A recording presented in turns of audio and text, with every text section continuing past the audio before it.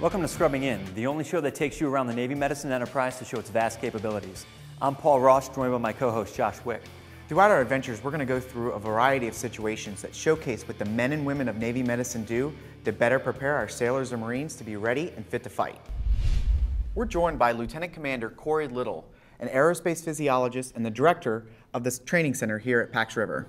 Lieutenant Commander, what do you have in store for us today? Well, welcome guys. What we're going to put you through today is what we like to call an Aircrew refresher course. All Navy and Marine Corps pilots initially have to go through training like this, and then every 4 years they have to come back to a center like mine and go through refresher training. So what you're going to experience today is several dynamic laboratories, including our hypoxia demonstration lab, our ejection seat facility, and then our overland parachute training facility. So before we get started, is there anything we need? Yes, as you can see behind you, the aircrew ensemble that you're going to get dressed out in can be very uncomfortable and cumbersome, and in khaki pants and a polo shirt, it might be even more so. So let's get you started with some flight suits. Awesome. So these come with call signs, right, sir? Like Goose and Maverick? Well, Paul, you may be dangerous, but I think the goal today would be to not earn a call sign. Oh. Let's get changed.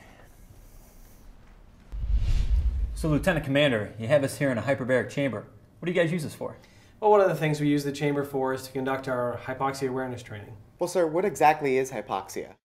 Hypoxia is defined as a condition that is an insufficient amount of oxygen in the bloodstream and ultimately being delivered to the tissues. Our hypoxia awareness training in the chamber is slightly outdated. We have a much more modern means of delivering a mask-on version of our hypoxia awareness training, and that's in the classroom next door.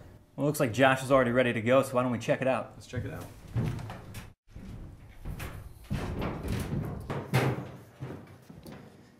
This is Hospital Corpsman First Class Jeremy Owens, and he's going to assist us in the next portion of the training. So Lieutenant Commander, this really looks like just a souped up video game system. But what's the difference between this and the video game system I have at home? Well, one of the main differences is obviously the large box that you see off to my right. That's our reduced oxygen breathing device. And what we're able to do here allows us to get an aircrew member hypoxic with his mask on, which best simulates the configuration they normally fly in. We're able to induce hypoxia with a more accurate simulation using the flight simulator and the X-Plane software. What are some instances where a pilot might become hypoxic? You could have an undetected loss of cabin pressure combined with some sort of equipment malfunction. The onboard oxygen generating system could fail in flight and fail to deliver adequate breathing oxygen to the aircrew member, which would eventually lead to a hypoxic incident. Now you're dropping down to 70 and into the 60s. You see how fast it's happening? Notice your breathing, how much heavier it is, how much harder it is for you to concentrate. Have you found that the realistic nature of this simulation has increased readiness? The nice thing about our system here is when we induce hypoxia on the aircrew member, the symptoms that they feel 9 times out of 10 will be the same symptoms they would feel or experience in the actual aircraft. And we get repeated reports from aircrew members that have actually been hypoxic, report that they knew they were hypoxic because of the training that we deliver and the symptoms they felt at one of our centers. If a pilot's in a hypoxic state that they can't pull out of, what's the next logical step?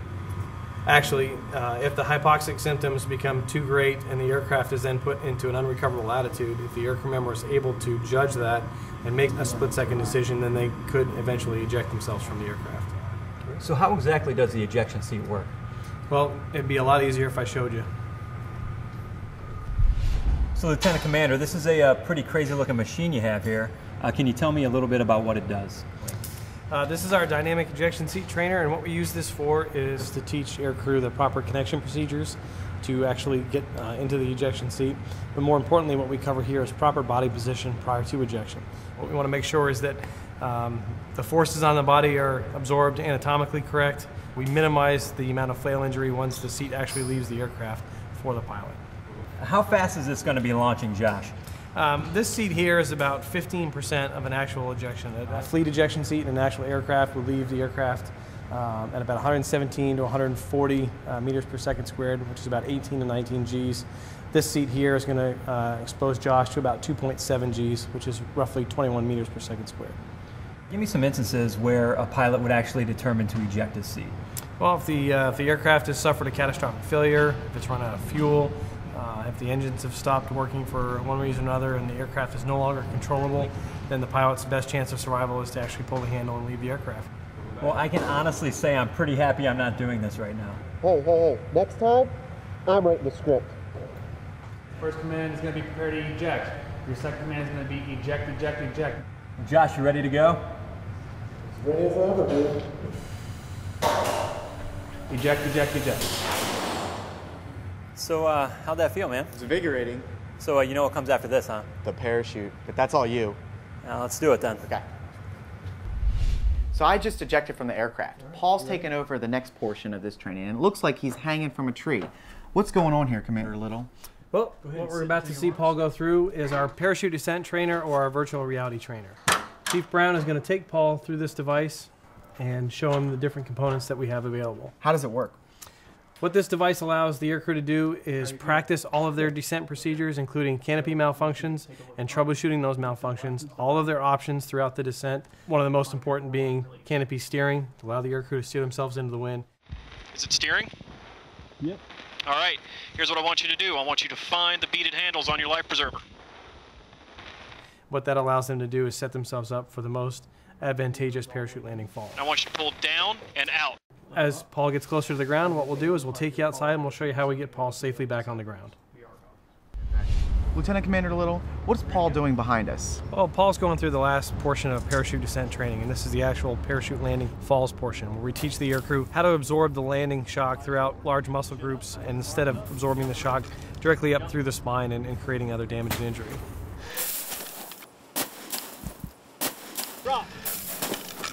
What's the value to this overall training? Not just this exercise, but the training overall.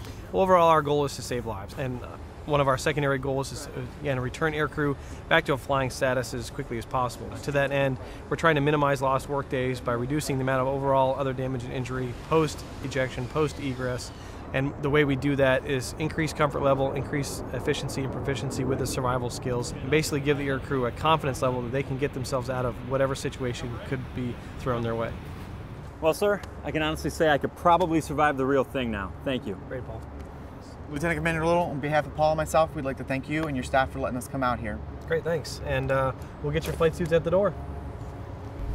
We learned a variety of things, from how to deal with hypoxia to safely landing a down parachute. But the main thing we learned was that the purpose of the training here is for the Navy to preserve its most valuable asset, its people. Thank you for joining us on Scrubbing In. We'll see you next time.